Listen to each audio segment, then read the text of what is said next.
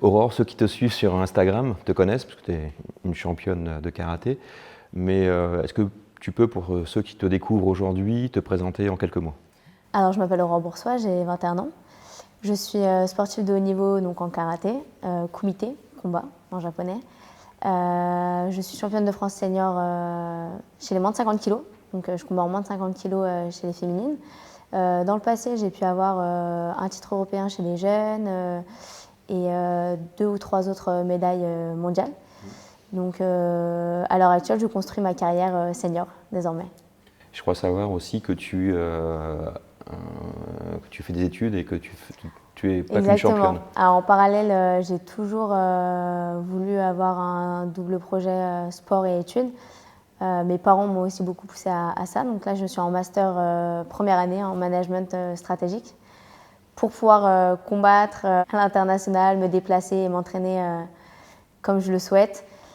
Cette année, j'ai opté pour une formation à distance et ça me permet voilà, de m'organiser au mieux. Très bien. Tu peux nous raconter comment est née ta passion du karaté? Alors, au début, c'était pas vraiment une passion. J'ai toujours été passionnée de sport. Depuis petite, j'adore le sport. Je suis très active.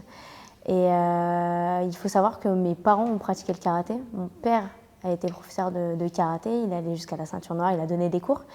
Et il voulait qu'on apprenne à se défendre, très jeune. Et ensuite, voilà, la passion, elle est venue avec les compétitions. En gagnant des titres, je me suis vraiment passionnée pour ce sport. Et je voulais toujours plus. Donc la passion, elle est vraiment venue au fur et à mesure. Super. Est-ce que tu peux nous donner un peu les perspectives que tu as pour les 10 prochaines années en tant que championne? Alors pour les 10 prochaines années, ce que je vise, c'est réellement construire une carrière senior, donc en passant des étapes, donc m'imposer sur le champ européen, puis aller conquérir le titre mondial et bien sûr le Graal, ça serait le titre olympique. Ah oui, le titre olympique dès 2020? Dès 2020, ça serait magnifique. Ça va être très dur car c'est une sélection très forte étant donné qu'on rentre en tant que sport additionnel. Donc il y aura très peu de place pour Tokyo. Je visais les JO à Paris 2024, ouais. Mais pour l'instant, voilà, c'est compliqué pour nous étant donné le refus actuel. Pour ceux qui nous suivent, on a appris cette semaine, très récemment que le karaté allait être exclu des disciplines olympiques de Paris 2024, ce qui est complètement dingue pour un pays qui fait partie des 5 meilleures nations au monde en termes de karaté. Comment tu réagis à ça? Alors tout d'abord, c'est une nation forte. La France est une nation forte du karaté, elle l'a toujours été. Aujourd'hui, on est encore dans les 2-3 meilleures nations mondiales. Et il y a plus de 200 000 licenciés en France, donc c'est aberrant qu'on ne soit pas retenu par notre propre pays. Ma première réaction, ça a été la déception. Déception, car c'était vraiment un objectif ultime, les Jeux Olympiques à la maison, devant notre public, devant nos amis. Oui, et puis pour te voir, c'est vraiment un choc. Voilà, pour te voir régulièrement à l'entraînement, je sais à quel point c'est des sacrifices. C'est beaucoup de sacrifices, on s'entraîne dur, on s'entraîne entre 10 et 15 heures par semaine. On a de la préparation physique, de la préparation mentale, bien sûr du karaté en spécifique. Donc, comme tous les autres sports, on aurait notre place en tant que sport olympique, étant donné tous les efforts et toutes les belles valeurs qu'on véhicule. Je pense qu'on aurait vraiment notre place pour participer à ces JO. Pour en revenir à Karaté Expert, est-ce que tu peux nous dire en quelques mots ce que tu comptes apporter à la communauté qui nous suit?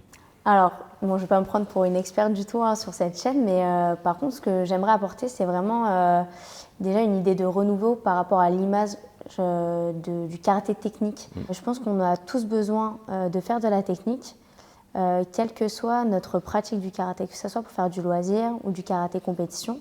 Pour ma part, j'ai fait pendant 6 à 8 ans du kata et du combat. Et je pense que cette base technique m'a permis de briller et de m'améliorer sur mes compétitions en combat. Donc déjà, c'est une image de renouveau que j'aimerais apporter, une image jeune, car on voit beaucoup de vidéos avec des experts de 60, 70 ans, et les jeunes qui préparent leur premier dan ont peut-être du mal à s'identifier, ils n'auront sûrement pas la volonté de regarder les vidéos. C'est un peu décourageant ou pas en phase. Alors voilà, moi c'est cette image-là aussi que j'aimerais donner. Et la dernière image que je pense pouvoir apporter, c'est aussi l'image de la femme. Aujourd'hui, le sport au féminin marche très fort. Et je pense que cette identification-là pourrait aider certaines femmes à se dire pourquoi pas moi, pourquoi ne pas passer mes dan et devenir une haut gradée dans le karaté, tout Donc, simplement. De fortes ambitions personnelles, de fortes ambitions sportives. C'est ça. C'est vraiment quelque chose qui te caractérise. Ton père t'a transmis ces ambitions-là? Je suis ambitieuse à la base. Et c'est vrai que c'est des valeurs et des gènes qu'on retrouve chez mes parents. Ouais. L'ambition, l'envie de faire mieux, de faire bien. Donc, Et sans faire de fausses promesses, tu envisages de nous donner quelques petits secrets d'athlètes de haut niveau? Bien sûr. Je pense que sur nos vidéos accessibles à tous, on pourra être amené à faire des vidéos avec des tutos, donner des petits conseils, sans prétention, juste des choses qui ont marché pour ma part, dans mon expérience personnelle.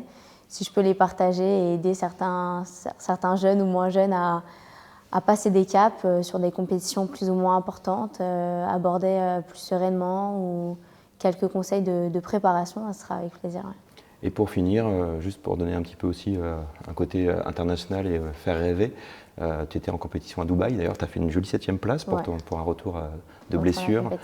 Est-ce que tu peux nous parler un petit peu de ce que tu as découvert à Dubaï? Alors Dubaï, c'est vraiment une ville à voir. Tout est extraordinaire, tout est géant. Là-bas, c'est le pays de la démesure.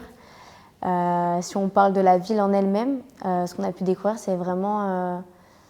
Dubaï, c'est l'ambition, c'est la grandeur, donc c'est vraiment ce qui nous a marqué là-bas. D'accord. Et est-ce que tu pourrais, j'improvise cette question, mais est-ce que tu pourrais nous donner quelques infos sur ton coach, Souleymane, que tu appelles Souley? Ouais. Quel lien tu as avec lui? Alors, j'ai une relation très particulière avec mon entraîneur Souleymane. Donc, je te disais que j'ai démarré le karaté à l'âge de 5 ans et demi. C'est avec lui que j'ai démarré. Depuis, je n'ai jamais quitté le club. On a vraiment une relation très forte, comme un deuxième père. Il me connaît très très bien.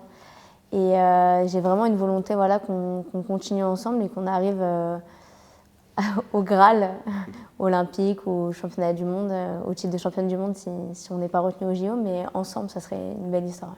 C'est tout le bonheur que je te souhaite et que je vous souhaite. Et j'espère être là pour le voir. Ah, j'espère aussi. Bon, merci Aurore. Merci à toi, Denis. À bientôt. À bientôt.